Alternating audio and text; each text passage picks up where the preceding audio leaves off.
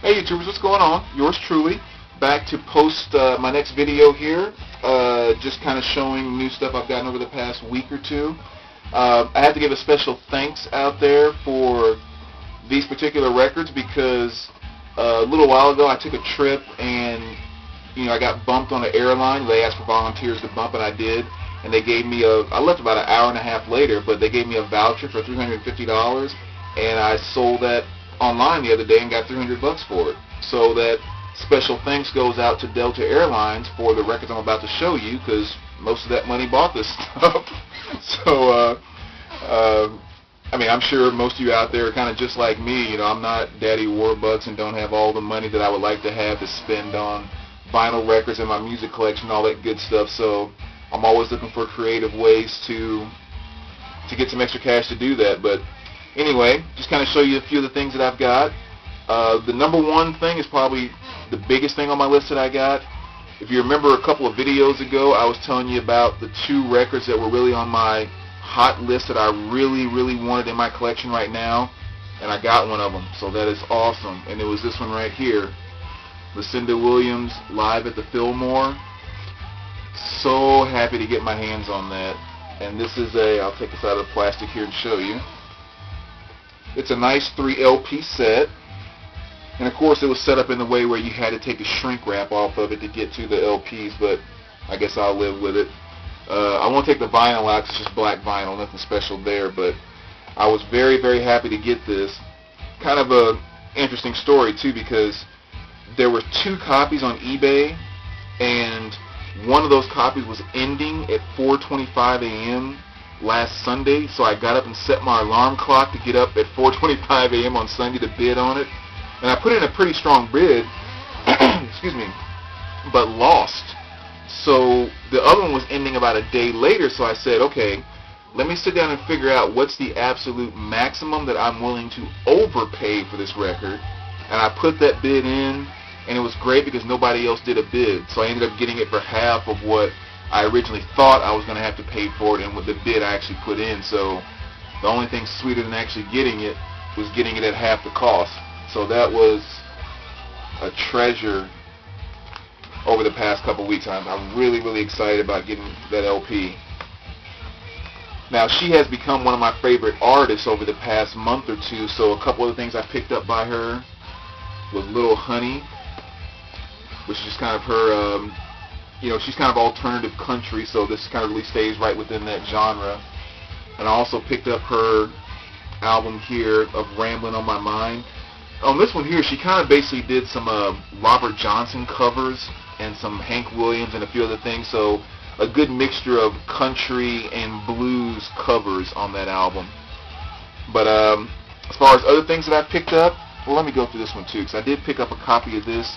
And this is actually a second copy I had, so I am looking to sell or trade this with anyone who's interested. It's The Orb featuring David Gilmour, Metallic Spheres. And it's just kind of a, instrumental type album with, obviously a David Gilmour feel to it because he's on there. But I have 2 copies of it. I was the first person to get this one, and I opened it, so everything is absolute mint condition, 2 LP set. So again, anyone who's interested in this, let me know, because I have this extra copy that I would like to get rid of, be it sell, trade, whatever the case may be. Other things, Thin Lizzy, Live and Dangerous, one of the most classic live albums ever. Pantera, Reinventing the Steel, very, very cool LP. Now, Cowboys from Hell is probably my favorite Pantera album, but this, without question, I think was Pantera's hardest album, which is saying a lot because, what by Pantera wasn't hard? But this one here, they really went for the gut blow on that one. It's really hard a way to put it. That album is scary. It's so hard, it's scary. Next here, Jenny and Johnny. This is kind of a 80s popish feel. Came out in 2010. It's a new artist, but it kind of has that 80s feel to it. I kind of heard the album with one of those, listening stations they have in the record stores. I saw the CD, listened to it, sound pretty good. I actually found it on vinyl, which comes with a CD, and it's also a very nice clear vinyl. Like crystal clear. which is really cool. So that was a good find. Then we go to Mr. Rogers' Neighborhood. See, that's exactly the way my collection rolls. You know, we can go right from Pantera to Mr. Rogers' Neighborhood. You know, that's just the way you have to be. But I mean, instant childhood flashback here. You know, of course, it has a song "Won't You Be My Neighbor," and it was also kind of funny too because there's one song on here where he's talking about babies or something. He's kind of talking about like I think it even says on the back here, like when a new baby is born and comes to home with part of the family that already has a child, the older child has to share most important people, smaller, blah blah blah. And he starts talking about how the little boy will grow up to be a big boy, which will grow up to be a man, and the little girl will grow up to be a big girl, which will grow up to be a woman. And we're all created, you know, perfect. We're all unique and special. And he's going on and on about this, and it just kind of made me think for a second. That story wouldn't hold up anymore because now, you know, your little boy grows up to be a big girl and big guy. He's confused and doesn't quite know, and then grows up to be a big woman who ends up liking men, who's liking him because he was a man in the first place. It's I don't know, but that thought popped in my head so fast, and it made me just laugh my tail off because I was thinking, gosh, how things have changed. Just the late 60s, early 70s to now. You know, Mr. Rogers wouldn't know what to do with himself today. But anyway, moving right along. Aerosmith's first album, Dream On. Very nice, clean copy there.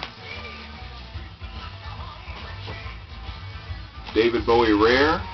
More Bowie to add to the collection. That's always good. Herbie Hancock.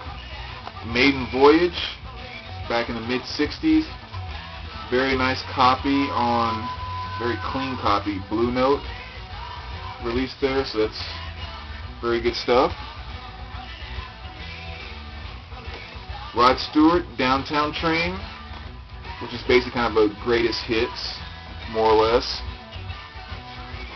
And then the newest Kings of Leon album. This is Come Around Sundown. One of the only albums I've ever got by them. I just don't like a lot of their earlier stuff, but this one kind of caught my ear, so I picked it up. So it's nice to finally have some of their stuff in my collection. Premise, Freeze Fry. You know, good old-fashioned bass-driven Premise. Good 12-inch 80s hip-hop. They Want Money by Kool Moe Dee. One of my favorite old-school artists. Bobby Womack's Understanding, absolute great R&B album right here. One of the best songs on here is Woman's Gotta Have It. In my opinion, a perfect R&B song. I mean, perfect in terms of music and bass line, perfect in terms of vocal delivery, and then even subject matter. I mean, it's just everything that early 70s, late 70s R&B was all about. So definitely check that out if you're not familiar with that song, Every Woman's Gotta Have It, or Woman's Gotta Have It. Here's Getting Down with Johnny Guitar Watson. Kind of an interesting album. It's kind of a mixture, if I had to describe it, between blues, jazz, and easy listening. It's not an album I would necessarily recommend everyone go out and buy. It's not that spectacular, but there are a couple of tracks in there that I really like. Not to mention it's a very cool album cover. Nothing showing on there, YouTube, so don't flag it or anything. I always check it out before I do my videos. Have to give a huge thanks to my boy Dan up in Canada that went far and beyond to help me get a copy of this that I've been looking for some time. So Dan, I really, really appreciate it. Wild Nothing's Gemini finally got this in my collection, and without Dan it wouldn't have happened, so I really appreciate it, man. Very good pickup here. Pink Floyd, The Piper at the Gates of Dawn. Back when good old Sid Barrett was at the helm. That weirdo. But this is a German press. Very good plus to near mint condition on the vinyl, so that was just a really nice find. And then I picked up Musical Youth. Of course, they were known for Pass the Dutchie. That was their big 80s one-hit wonder. Kind of going a little fast. I want to make sure I don't run out of time here, because I've filmed this video a couple of times and ran out of time both times.